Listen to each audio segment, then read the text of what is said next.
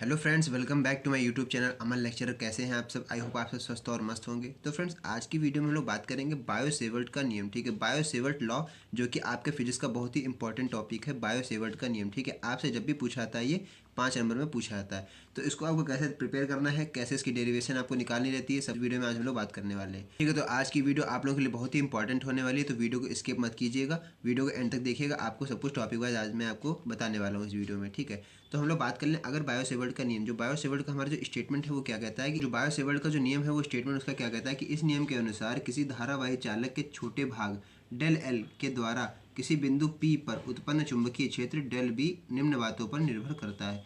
किन बातों पर निर्भर करता है, आज इस बारे में हम लोग बात करेंगे। सबसे पहले बता दें आपको, इस नियम के अनुसार जो बायो सेवर्ट का नियम है, इन दो नामों से मिलकर बना है, बायो और सेवर्ट, यानी कि दो वैज्ञानिक थे हमारे, बायो और सेवर्ट। उन दोनों वैज्ञानिक के नाम पर इसका नाम पड़ा है बायो सेवर्ट का नियम। अच्छा, ये नियम हमको बताता क्या है कि किसी धारावाही चालक, जो हमारा कोई धारावाही चालक तार है, उसका छोटा भाग हम लोग ले लेते हैं। कोई छोटा सा भाग ले लिया हमने, ये देखिए जहाँ पर डैश लगा, ये हमने छोटा सा भाग ले लिया डेल एल, यानी छोटी लंबाई का भाग लिया, तो उसको हम लोग डेल एल बोलते हैं। ठीक है, के द्वारा किसी बिंदु पी पर, इस धारावाही चालक से कुछ दूरी पर बिंदु पी है, उस दूरी पर, ठीक उस बिंदु जो चुंबकीय क्षेत्र होता है वो डेल बी। उत्पन्न चुंबकीय क्षेत्र किन बातों पर निर्भर करता है, और उस पर हम लोग बात करेंगे। ठीक है, इसी का हम लोग इसी से डेरिवेशन भी निकालेंगे, जो कि बहुत ही इंपॉर्टेंट है, आपकी पूछी जाती है। तो इसको आपको बिल्कुल बढ़िया तरीके से तैयार कर लेना है, और जैसे आपके पेपर में पूछे आपको एज इट इज इसी तरह से उतार देना है। ठीक है, टारगेट इस बार हम लोगों ने रखा है 95+ का, तो 95+ टारगेट रखने से नहीं होता है। उसके लिए आपको क्या छोटे बड़े सारे क्वेश्चन आपको ध्यान में रखने पड़ेंगे, सारे आपको क्वेश्चन देखने पड़ेंगे, कौन सा छोटा कौन सा बड़ा, सारे क्वेश्चन आपको पढ़ने पड़ेंगे। ठीक है, सारे डेरिवेशन, सारे क्वेश्चन, सारे मल्टीपल चॉइस क्वेश्चन, सब कुछ आपको पढ़ना पड़ेगा। ठीक, डेरिवेशन को प्रूफ करने से पहले हम आपको इस डायग्राम के बारे में बता दें। डायग्राम ये कह रहा है कि एक हमारे पास ये धारावाही चालक तार है। ठीक है, अनंत लंबाई का होता है, लेकिन हमने क्या उसमें से एक छोटी सी लंबाई ले ली है। ठीक है, यानी कोई हमने लंबाई ले ली, कोई लंबाई का टुकड़ा ले लिया जरा सा। तो अनंत धारावाही चालक तार में छोटे से लंबाई ली, इसको डेल एल बोल दिया। इस धारावाही चालक तार से कुछ दूरी पर बिंदु हमारा पी है, उस बिंदु पी पर कुछ ना कुछ चुंबकीय क्षेत्र उत्पन्न हो रहा होगा धारावाही चालक से अप्रोच। ठीक है, तो यहाँ पर चुंबकीय क्षेत्र जब उत्पन्न हो रहा है, तो यहाँ पर अगर इसको डैश डैश से हम लोग मिला दें, तो यहाँ पर हमारे देखिए कोई ना कोई एक थीटा यानी कि एंगल उत्पन्न हो जाएगा, एंगल बन जाएगा हमारा। ठीक है, और यहाँ से यहाँ तक की कुछ भाई दूरी होगी, यानी कि आर।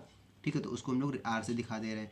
अब यहाँ पर देखिए जो इसमें धारावाही चालक तार में जो करंट फ्लो हो रही है, उसको हम लोग ने आई से दिखाया है। तो ये आई करंट है, डेल एल यहाँ पर क्या है, लंबाई है, थीटा यहाँ पर कोई एंगल है, आर यहाँ की दूरी है, और डेल्टा भी क्या है, चुंबकीय क्षेत्र है, और पी क्या है, एक बिंदु है। ठीक है, जो धारावाही चालक तार से कुछ दूरी पर है। तो सारे प्रतीकों के मैंने आपको अर्थ भी बता दिए हैं। अब इसको आपको यूज़ कैसे करना है अपने डेरिवेशन में, उसके बारे में हम लोग बात कर लेते हैं।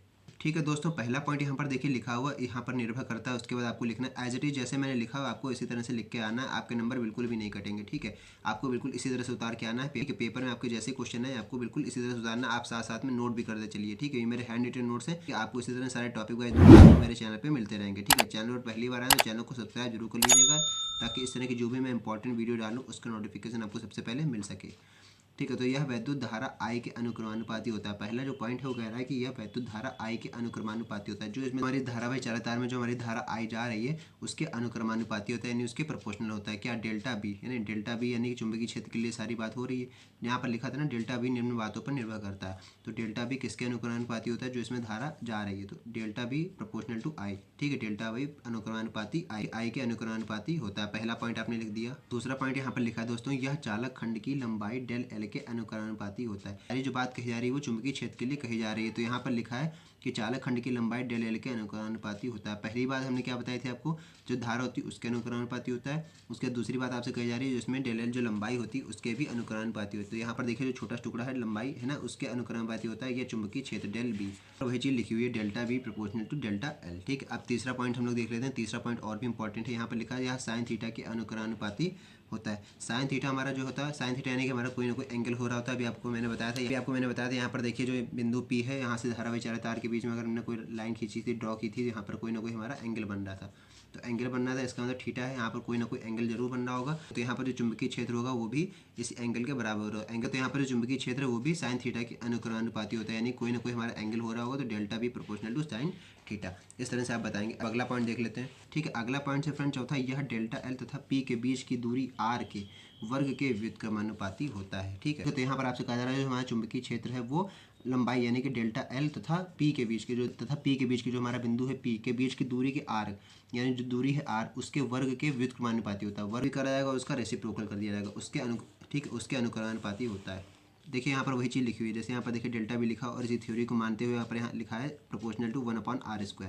यहाँ पर देखिए डेल्टा बी, यहाँ पर देखिए डेल्टा बी चुंबकीय क्षेत्र हो गया, डेल्टा एल तथा पी के बीच की दूरी आर है तो उसके वर्ग के व्युत्क्रमानुपाती होता है, तो delta b proportional to 1/r² हो गया यहाँ पर। ठीक है, अब आगे लिखा है कि चारों को मिलाने पर, चारों को यानी जितने भी हमारे चारों पॉइंट हैं इन सबको अगर मिला दें तो यहाँ पर देखिए डेल्टा बी तो सब में कॉमन है। ठीक है, देखिए सब में डेल्टा बी आपको मिलेगा, पहले वाले में भी डेल्टा बी है, दूसरे वाले में भी डेल्टा बी है और तीसरे वाले में भी डेल्टा बी के लिए बात हुई थी। ठीक है, चौथे वाले के लिए और यहाँ पर चौथे में भी डेल्टा बी के लिए बात हुई थी। तो चारों पॉइंट्स को अगर हम लोग मिला देते हैं, यहाँ पर क्या लिख के आएगा, चारों को मिलाने पर क्या होगा, डेल्टा बी पर मिला देंगे तो डेल्टा बी सब में मिलेगा, तो delta b proportional to I delta L sine theta upon r²। नीचे तो नीचे रहेगा, बाकी आई डी एल ऊपर थे, बाकी I delta L sine theta ऊपर थे तो ऊपर वाले में सब लिख दिया I delta L sine theta upon r²। इस तरह से हमारे पास एक इक्वेशन बन जाएगी।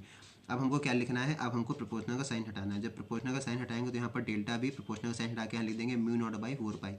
ये क्या है, बायो सेवर्ट कांस्टेंट है। ठीक है, इसको हम लोग कांस्टेंट बोलते हैं, नियतांक है। ठीक है, यह एक नियतांक है जो कि हम लोगों ने प्रोपोर्शनल का साइन हटा के इसको लगाया हुआ है। तो यहाँ पर क्या हो जाएगा, delta B equal to μ0/4π, bracket में सब कुछ सेम ऐसे उतार देंगे I delta L sine theta upon r²। ठीक है, तो ये बायो सेवर्ट नियम की डेरिवेशन थी। ठीक है, आगे आपको बता दें μ0/4π अगर आप कहीं न्यूमेरिकल लगाएंगे तो आपको उसकी वैल्यू जरूर चाहिए होगी भाई, ये तो सब आपको क्वेश्चन में गिवन रहेगा। इसकी क्या, इसकी एक वैल्यू फिक्स रहती है μ0/4π, तो इसकी वैल्यू क्या है, μ0/4π इक्वल टू 10⁻⁷। μ0/4 की जगह हम लोग क्या लिख सकते हैं, 10⁻⁷ लिख सकते हैं। तो ये क्या होता है, कांस्टेंट वैल्यू होती है, इस चेंज नहीं होगी। ठीक है, ध्यान रखिएगा, अगर आप कहीं न्यूमेरिकल लगा रहे हैं तो वहाँ पर अगर आपको इसकी वैल्यू चाहिए तो वहाँ पर आप इसकी जगह 10⁻⁷ लिख सकते हैं। ठीक है, इसकी जगह आप 10⁻⁷ लिख दीजिएगा, ये उसकी वैल्यू हो जाएगी। ठीक है, तो ये बायो सेवर्ट नियम की डेरिवेशन थी। आई होप आपको अच्छी तरीके से समझ में आ गया हो। वीडियो अच्छा लगा तो वीडियो को लाइक कीजिएगा और चैनल पर पहली बार आए तो चैनल से जुड़ जाएगा ताकि इस तरह की जो भी मैं इंपॉर्टेंट वीडियो डालूँ उसका नोटिफिकेशन आपको सबसे पहले मिल सके। फ्रेंड्स बस आज की इस वीडियो में इतना ही, मिलते हैं नए वीडियो में नेक्स्ट टॉपिक के साथ, तब तक के लिए जय हिंद।